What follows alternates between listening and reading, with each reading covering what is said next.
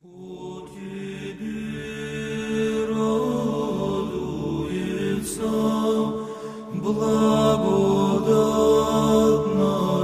всякая тварь, ангельский собор и человек.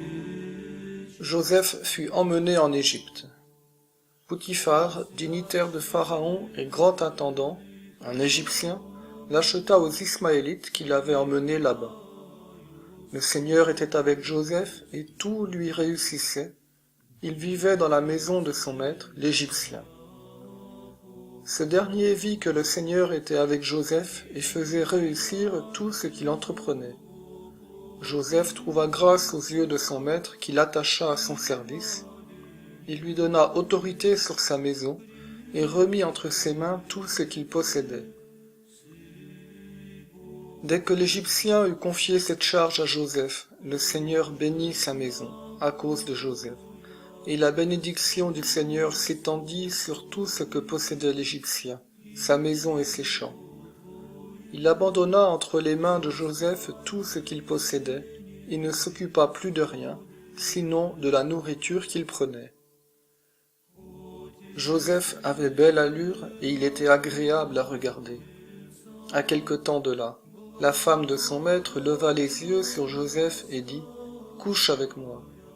Mais il refusa et répondit à la femme de son maître « Voici que mon maître ne s'occupe plus de rien dans la maison. Tout ce qu'il possède, il l'a remis entre mes mains. Dans cette maison, il ne m'est pas supérieur et il ne me refuse rien, sinon toi, car tu es sa femme. Comment donc pourrais-je commettre ce grand mal et pécher contre Dieu ?» Chaque jour, elle insistait auprès de Joseph, mais lui n'acceptait pas de partager sa couche et d'être avec elle. Vint le jour où Joseph entra dans la maison pour faire son travail, alors qu'aucun domestique n'était là. La femme l'attrapa par son vêtement en disant « Couche avec moi ». Mais il abandonna le vêtement entre ses mains et s'enfuit au dehors. Lorsqu'elle réalisa que dans sa fuite, elle avait abandonné son vêtement entre ses mains, elle appela ses domestiques et leur dit « Voyez ça, on nous a amené un Hébreu pour se jouer de nous. Il est venu vers moi pour coucher avec moi et j'ai appelé à grands cris. Alors, quand il m'a entendu élever la voix pour appeler, il a abandonné son vêtement à côté de moi et s'est enfui au dehors. » Elle garda près d'elle le vêtement de Joseph jusqu'à ce que le maître rentre chez lui. Elle lui tint alors le même langage. « Le serviteur hébreu que tu nous as amené est venu vers moi pour se jouer de moi. Mais j'ai appelé à grands cris, et il a abandonné son vêtement à côté de moi, et s'est enfui au dehors. » Quand le maître entendit sa femme lui dire « Voilà comment ton serviteur a agi envers moi », il s'enflamma de colère. Le maître de Joseph se saisit de lui et le jeta dans la prison où étaient enfermés les prisonniers du roi. Joseph était en prison, mais le Seigneur était avec lui.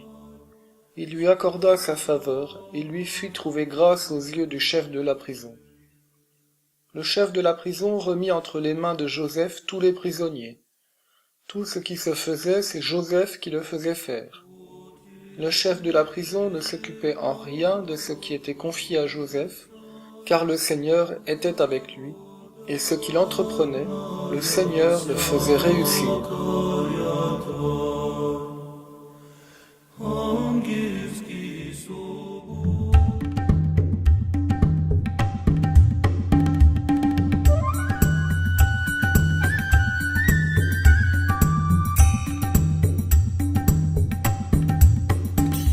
Bonjour, donc, après la parenthèse de l'épisode concernant Judas, mais vous avez vu que cet épisode n'a rien d'anodin, le récit reprend la saga de Joseph. On sait désormais qu'à travers lui, c'est le sort de toute la fratrie qui est engagée dans l'histoire. Nous savons aussi que l'alliance n'est pas perdue, mais c'est vrai qu'elle va prendre une trajectoire un petit peu inattendue. Et déjà là, vous voyez, on peut se préparer à une contemplation étonnante, c'est-à-dire cet art que déploie le Maître du monde pour rattraper notre péché. Et saint Paul le dira plus tard, là où le péché abonde, la grâce surabonde. Encore que ce n'est rien de le dire, parce que nous allons voir que la grâce, ce n'est en rien une éponge qui se contenterait d'effacer l'ardoise. La grâce, c'est ce qui est donné pour mettre l'homme au travail, pour que précisément il se relève, pour qu'il se mette en marche et fasse que ce monde puisse advenir à son accomplissement, c'est-à-dire que ce monde puisse accueillir pleinement Dieu qui veut faire en lui sa demeure. Mais bon, vous allez voir qu'il y a encore pas mal de boulot, nous n'en sommes encore qu'au commencement. Bref, Joseph est donc vendu en esclavage et voilà qu'il se retrouve comme par hasard dans le giron de Pharaon à travers Poutifar, qui est le commandant des gardes royaux qu'il acquiert pour sa maisonnée. Et voilà, nous dit-on, alors que Joseph est immergé dans la culture égyptienne, on pourrait dire même submergé par elle, noyé au milieu des nations, voilà que Dieu bénit Joseph dans toutes ses entreprises. Et là, on ne peut pas s'empêcher de penser au psaume 1. Rappelez-vous, heureux l'homme qui n'entre pas au conseil des méchants, qui ne suit pas le chemin des pécheurs, qui ne siège pas avec ceux qui ricanent, mais se plaît dans la loi du Seigneur et murmure sa loi jour et nuit. Jour et nuit, ça veut dire dans la lumière comme dans les ténèbres. Il est comme un arbre planté dans les eaux torrentielles qui donne du fruit en son temps, et jamais son feuillage ne meurt, tout ce qu'il entreprend réussit. Eh bien voilà, vous voyez, Joseph, c'est le juste que Dieu bénit en le mettant à l'épreuve au milieu des eaux torrentielles, des eaux agressives, non pas le ruisseau comme on traduit habituellement, ces eaux torrentielles qui sont les nations, et ici plus précisément l'Égypte. Rappelez-vous, nous l'avons vu précédemment, le juste, c'est celui que Dieu justifie. Ok, seulement ce que je ne vous ai pas dit, parce qu'il faut aller progressivement dans cette matière, c'est que celui que Dieu justifie, il le met pour ça à l'épreuve. Non pas pour voir s'il est digne d'être justifié, mais pour que cette justification soit éprouvée en l'homme, dans sa chair, comme une source de vie. Et voilà le juste. Vous voyez, quand la Bible parle de vie, elle parle de la vie qui transmet la vie. Et c'est bien pour ça que ça concerne la chair. La raison par elle-même, dans tous les sens que vous pouvez le prendre, reste stérile, et elle le restera toujours. Il ne suffit pas de penser pour transmettre la vie. Ce qui transmet la vie, c'est la chair. Donc, là où la vie se donne à éprouver, ça ne peut être que dans la chair. Et si Dieu est le Dieu de la vie, comme une source d'énergie divine, c'est dans la chair que je vais l'éprouver, à travers quoi? Mais à travers l'obéissance au commandement de la Torah, en particulier pour l'homme, plus même que pour la femme qui, elle, sait bien que Dieu s'éprouve dans la chair puisqu'elle porte en elle cette vie. C'est d'ailleurs la raison pour laquelle elle devance l'homme en sagesse, c'est la raison pour laquelle elle prend nom de gardienne de la sagesse.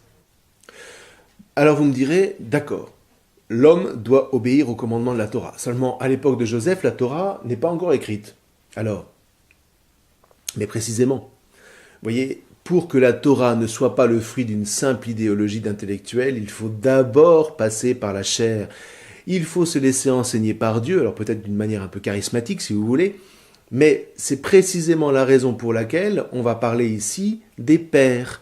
Parce que avant d'arriver à la loi écrite de Moïse, les pères ont vécu oralement cette Torah en avançant comme à tâtons sur un chemin totalement en friche, mais rien que pour cela, rien que pour leur courage, ils mériteraient bien plus notre vénération. D'ailleurs, la liturgie chrétienne orientale n'hésite pas à célébrer Saint Abraham, Saint Isaac, Saint Jacob, etc. Et il est un peu paradoxal que la liturgie occidentale les ait oubliés. Parce que quand même, ils ont risqué leur vie sur ce chemin. Donc ils sont dignes de confiance. Si, à l'inverse, vous prenez les maîtres à penser de l'Occident, Kant, Hegel, Marx, Freud et tous les autres, pas un d'entre eux n'a risqué sa vie pour tous ceux qu'ils ont entraînés dans leur système, et on connaît le résultat. Abraham, Isaac et Jacob, et les fils d'Israël, eux, ils ont risqué leur vie, et ils ont transmis la vie de Dieu. Et la Torah en est la preuve charnelle, depuis plus de 3500 ans.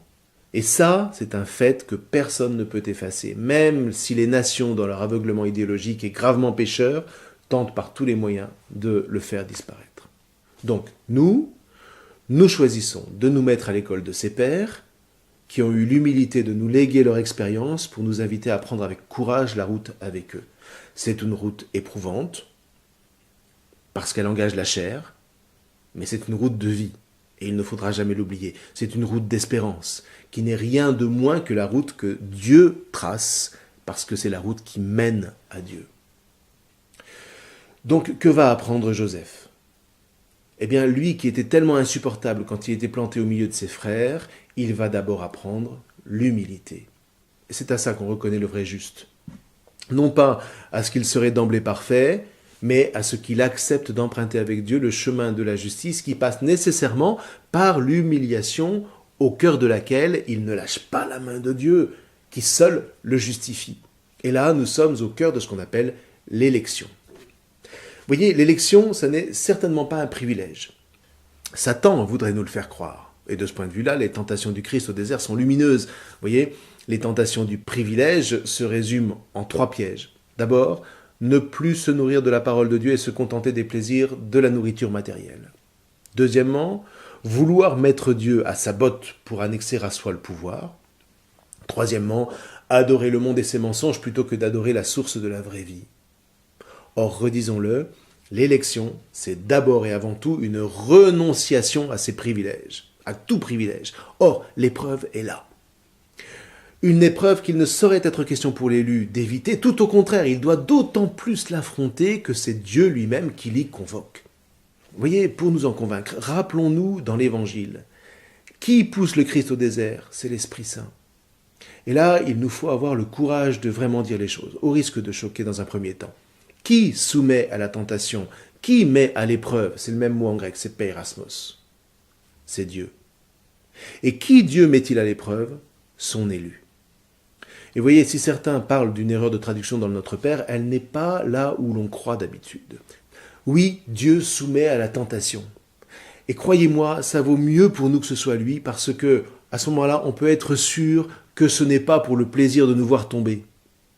Et s'il se sert pour cela d'un ange que la Bible appelle Satan, ce n'est pas en lui laissant les mains libres. Il suffit ici de lire les 2 premiers chapitres du livre de Job. Sans quoi, qu'est-ce que vous voulez, on tombe dans une espèce de manichéisme absolu, ce n'est plus la foi chrétienne, c'est le Seigneur des Anneaux, c'est Narnia, c'est tout ce que vous voulez, mais ça n'a rien à voir avec la foi chrétienne.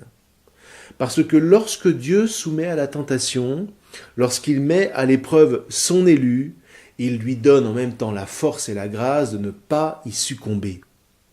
Et c'est cela que la nouvelle traduction du Notre Père vient rétablir en nous faisant dire « Ne nous laisse pas succomber à la tentation, ne nous laisse pas nous effondrer dans l'épreuve, mais délivre-nous du mal. » Oui, mets-nous à l'épreuve pour que nous nous mettions debout, mais ne permets pas que nous tombions dans cette épreuve. Et là, voyez, cela nous dit quelque chose d'essentiel. Oui, on est délivré du mal, mais uniquement quand on a accepté de le combattre, et de le combattre par l'obéissance à la Torah, ce qui suppose évidemment de la connaître, par l'obéissance de la foi qui nous maintient dans l'espérance, même et surtout aux moments les plus sombres de l'épreuve. Et c'est là que l'élu se reconnaît. C'est là que le peuple élu est révélé, et dont Joseph devient ici la figure. Le mal n'est pas vaincu en étant écarté, et c'est le rôle de l'élu que de le combattre en restant branché fidèlement et coûte que coûte sur la source de la vie. Vous savez, ça va très très loin. Si nous comprenions cela de l'intérieur, si nous percevions la puissance de vie qui s'inscrit dans le baptême, qui nous fait participer au mystère du Christ, donc de l'élection, nous regarderions le monde avec les yeux de Dieu et nous cesserions de réduire ce sacrement à un simple rituel de protection. Donc, à quoi voyons-nous que Joseph est l'élu ? Précisément à ce que Dieu le soumet à l'épreuve.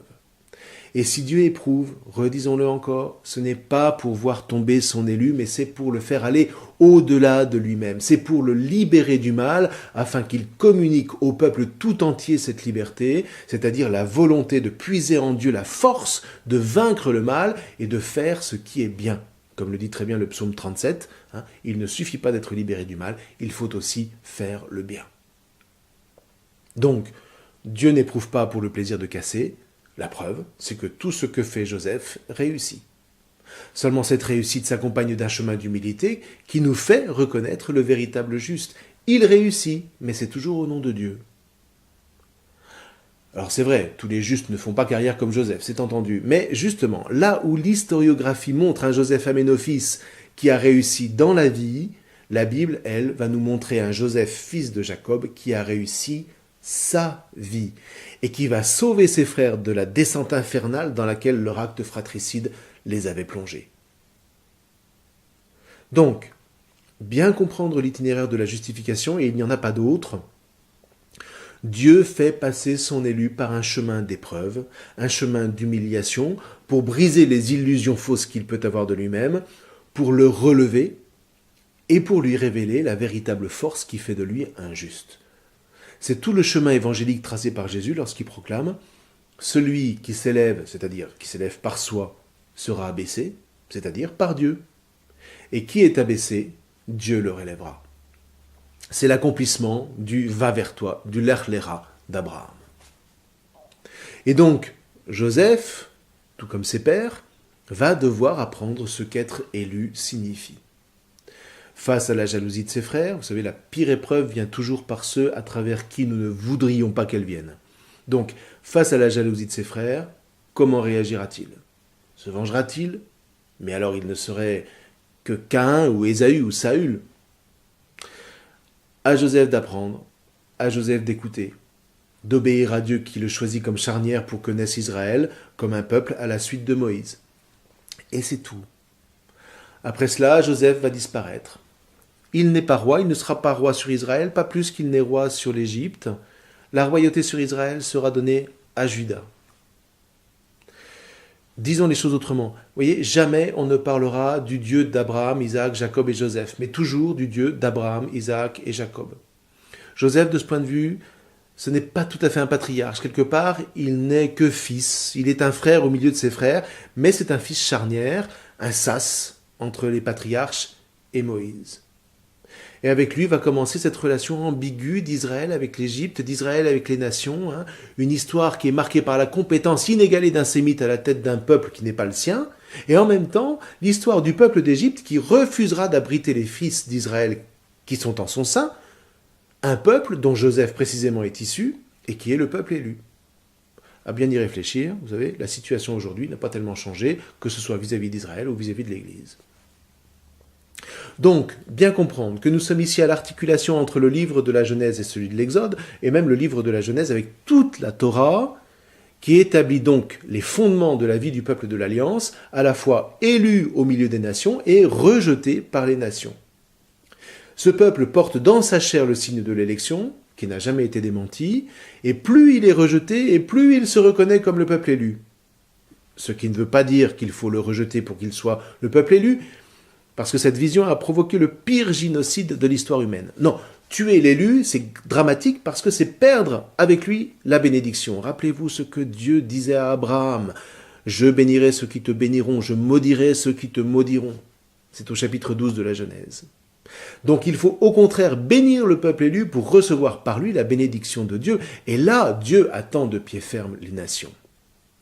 C'est précisément ce que permet Jésus. Il nous permet de bénir Abraham et sa descendance pour que nous vivions de la bénédiction promise par Dieu à Abraham. C'est pour que nous soyons greffés sur la racine de l'olivier franc. L'olivier franc, c'est le peuple élu qui n'a jamais été rejeté par Dieu, dira saint Paul dans l'Épître aux Romains. Vous voyez, c'est de tout cela que Joseph est le précurseur. Humilié comme esclave chez Potiphar, il reste pourtant attaché à Dieu comme un juste dont toutes les entreprises réussissent. Mais voilà que l'humiliation va redoubler, il va devoir subir l'humiliation par une femme qui est issue des nations comme Tamar, mais cette fois qui renoncera à tenir son rôle de gardienne de la sagesse pour revêtir son contraire, la source pernicieuse de la folie. Le livre des Proverbes au chapitre 7, de ce point de vue-là, le montre fort bien. Celle qui porte la folie entraîne ceux qui la suivent, les petits niais prétentieux jusqu'au Sheol, qu'elle mène là-bas comme on mène un bœuf à l'abattoir. Vous voyez, la femme a une mission exemplaire qui peut sauver l'alliance, mais si elle ne suit pas Dieu, elle peut aussi mener cette alliance au Sheol. D'un côté la sagesse, de l'autre la folie. Et ceci est très important, vous voyez, parce que en lui résistant, Joseph signifie qu'il est déjà devenu juste. Il est sorti de son arrogance première, celle qui avait suscité la jalousie de ses frères. Et d'ailleurs, la tradition rabbinique aime l'appeler Yosef Hatzadik, Joseph le juste. Mais c'est un juste souffrant. On pourrait ici, vous voyez, se rappeler le grand poème du serviteur souffrant d'Isaïe, qui dit « Maltraité, il s'humilie, il n'ouvre pas la bouche, comme un agneau qu'on conduit à l'abattoir, comme une brebis muette devant les tondeurs, il n'ouvre pas la bouche. » C'est au chapitre 53 du livre d'Isaïe. Et là encore, Joseph va être mystérieusement mené par Dieu encore plus loin dans son abaissement, encore plus loin dans sa chair. Cette femme, qui est l'anti-Tamar, dont on ne retiendra même pas le nom, va donc essayer de corrompre le juste Joseph, qui refuse. Et elle va le calomnier, parce qu'on s'acharne sur le juste, et elle va faire en sorte qu'il soit destitué. Vous voyez, c'est le pouvoir. Reconnais-moi, pourquoi est-ce que tu réussis tout et que moi je ne réussis rien? Voilà l'épreuve de l'élu de Dieu qui se poursuit, et que Joseph va traverser avec courage, mais dont le résultat sera d'être mené encore plus bas que l'esclavage, puisqu'il est jeté en prison, et qu'il y restera 12 ans, nous dit la tradition orale. Vous voyez, tout s'effondre. Pire encore, parce que la prison en ce temps-là, croyez-moi, c'était l'antre de la mort. C'était le lieu où on est oublié de tous, le lieu de l'injustice par excellence. Alors bien sûr, nous savons que Joseph est sans doute suivi de près par Pharaon, mais lui, Joseph, il ne le sait pas. Comment va-t-il s'en sortir? Mais c'est ce que nous verrons la prochaine fois. Bonne lecture, je vous remercie.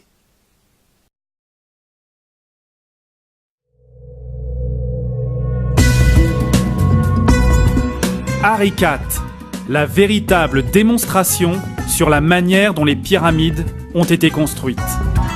Enfin, une enquête rigoureuse explique comment les anciens Égyptiens ont bâti les pyramides.